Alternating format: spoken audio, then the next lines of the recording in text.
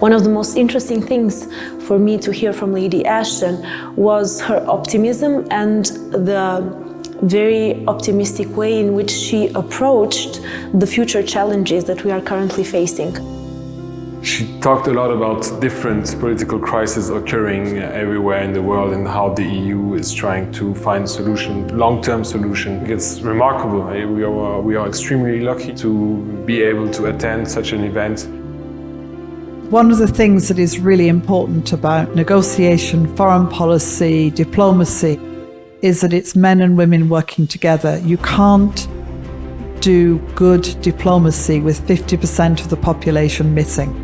When she was talking about her experience as a woman, that was something that resonated with me, because I think politics is quite a male-dominated sphere, at least stereotypically, and kind of her discussion of how she navigated this was something that I found really interesting. We need to think much longer term about how we're going to tackle crises, deal with problems before they become a crisis, and how our diplomacy and our international relations should develop in the future. Lady Ashton gave a lecture which was actually gave a lot of pointers for further discussion. The way she talked about how we need to focus on the long term in foreign policy, that was something which was touched upon by a lot of students in the discussion afterwards.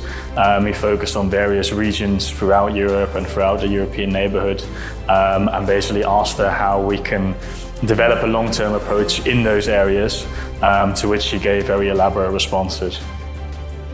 I think we are very used to having instant results, instant messages, whether we're on our phone and we're searching something or we're waiting for a response from our friend, that we really need to learn how to become more patient.